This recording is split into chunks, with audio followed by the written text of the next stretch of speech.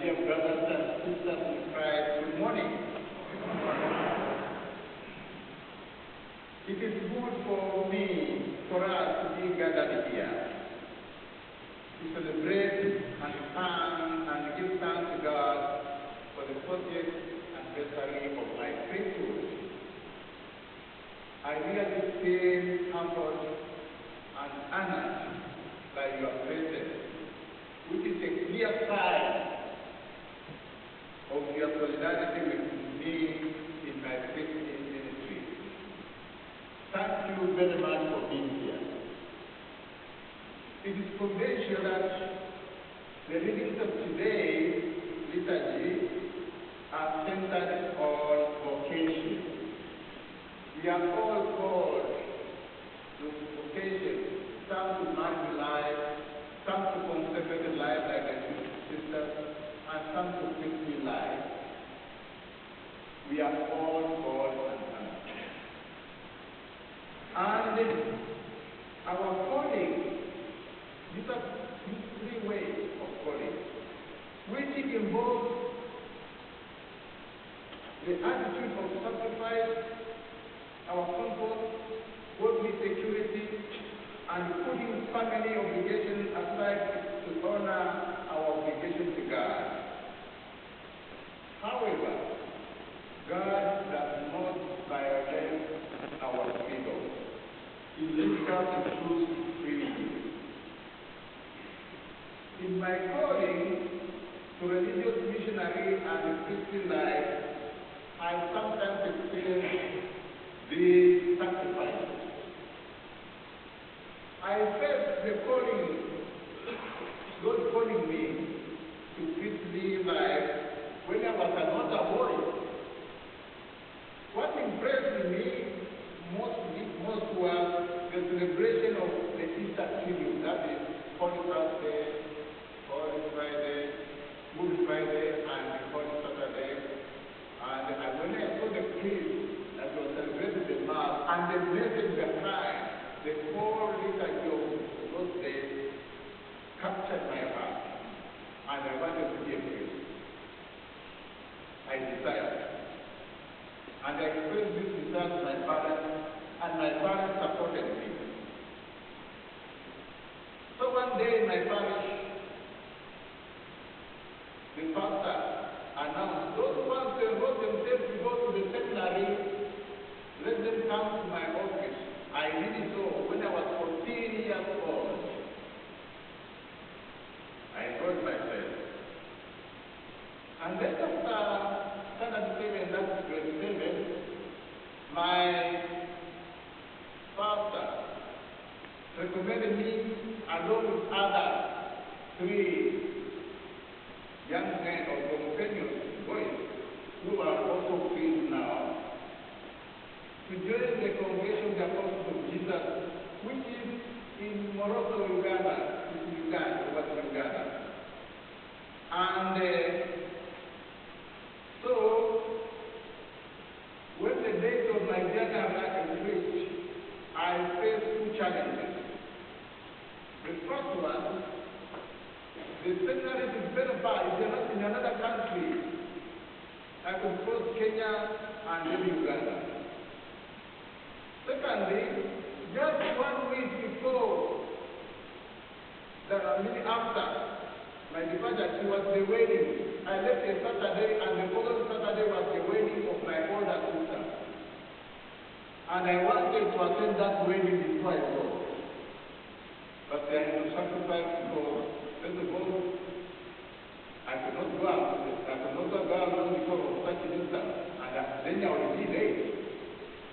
So I had half hour to leave after the wedding.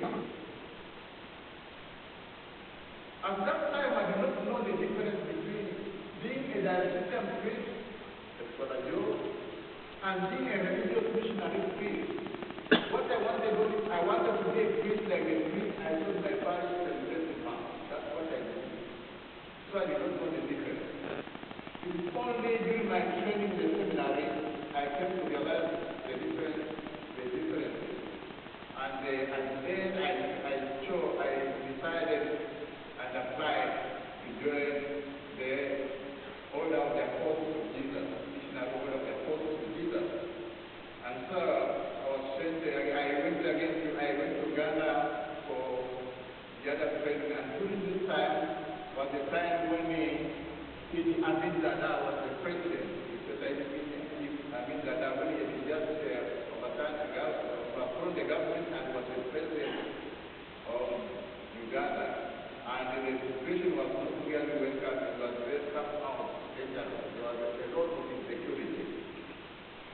But with the grace of God, I persevered. So, after my seminary formation in general, then I did my priestly ministry mostly as I was assigned to the seminary, training the seminarian candidates to priesthood. And I did this one for almost 20 years. Of course, when in between, I got my degree of scholarship, and I was given a chance to go for further studies in the Catholic University of Bulgaria, where I graduated with my certificate and doctorate degree. And during that time, I experienced also international students from different countries, different continents, and for sure, even some were from here in America. By the way, there was an American college, and usually the students from America and the priests who are students, and those priests who are going to sabbatical, we are living there. And so we are interacting a lot in the class and also in their college. And so, after I did 2 years, 3 years, about 2, 3 years, I worked. That's the only time I worked in a parish, and I really liked it in Kenya. In Kenya, in Nairobi. And then back to the seminary where I spent 20 years until I was now assigned to the region of USA. So when I was assigned here, I was somehow excited. Then I'm going to another culture, and so on. Trying to go to the training I received from my family, from the seminary, and also the common tradition of the Catholic tradition we have. And so it was somehow the experience I had in Europe prepared me also to adapt the American culture when I started working here. And I was appointed as priest chaplain at Melbourne. And out of these 40 years, 10 of them, now this is the 11th year, I did my ministry at Melbourne Hospital. Why? I was invited to Father Dan, the Christmas here, and the Allegro Home. So every week, especially when the father was in day home on Tuesday, I used to come, and when also Father was for like Father Joe now, for his father, so I always help here, and even last Wednesday I was here. Of course, on Sundays, I cannot say very much because you can even the absence of Father Joe. He's here now, helping me to the great mass at German Hospital. So I'm here with you. And so I'm so glad that you have invited me and celebrate mass with you during all these 10 years. So I really find a home here. I want to share my experience in the hospital ministry. My ministry there is different from the parish because every day I meet new people. I get the list and talk to them. I see the list and say, I'm going to this patient and this patient and this patient. But they're all new, except those who are readmitted. Then I can call them.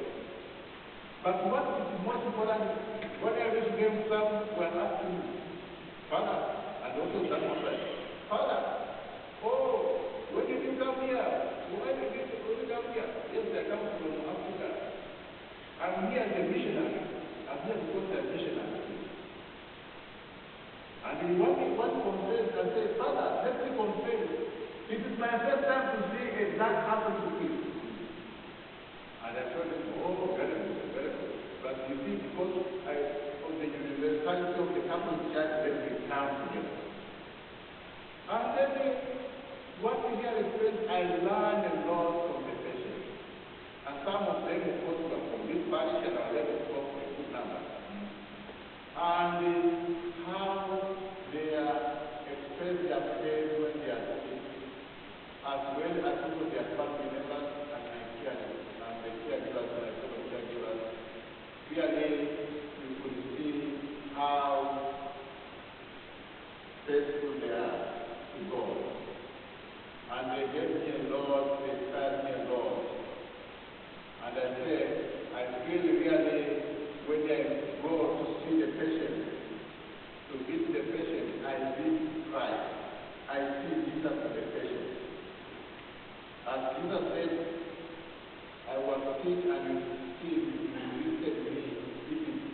Christ clearly.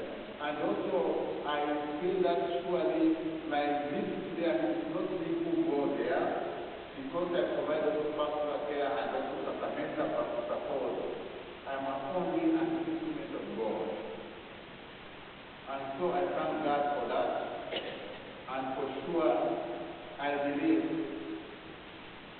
from what I experienced and their faith, some God cured, some God called them to heaven, and I believe we are really in solidarity with them and their family. Because sometimes I go to the store, or when they come from the back, from the church in the back, say, Father, you are the one who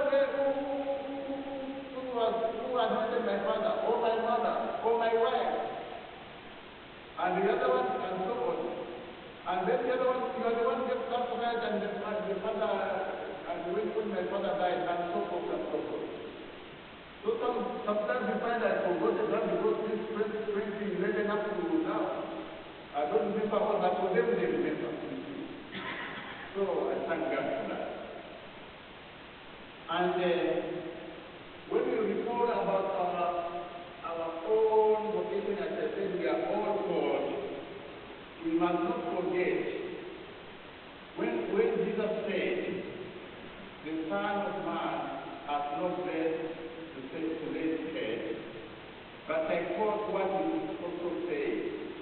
He said also in the Gospel of Mark, Amen, I say to you, there is no one who has given up house, or brothers, or sisters, or mother, or father, or children, or land, for my sake and for the sake of the King of the Gospel, who will not receive 100 times more now in this present age, houses, and brothers, and sisters, and mothers, and children, and land, with persecution, and eternal life in the age to come.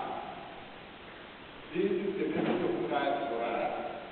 And indeed, I experienced this in my vocation, because as a formator in the seminary, I have many colleagues, apostles of Jesus, who I accompany them in their formation, and a good number are also even here in America.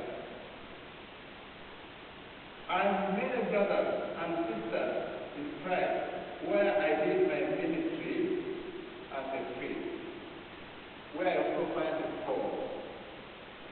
While in Uganda, while in Beirut, while in Kenya, and here in America, I am home. And I thank you for making me to be also to get a home here. The two parishes, of course, Vermont and many other friends who are here, have made me, you have really given me a home out of my soul and soul. And my mother knows that I'm celebrating Mass today, and it's feeling very, very good because I always tell her I am friends here, and she always says, greet them. And she really sends her greetings to all of you. Those who does, because she does not know, but she knows you because of you. And then I have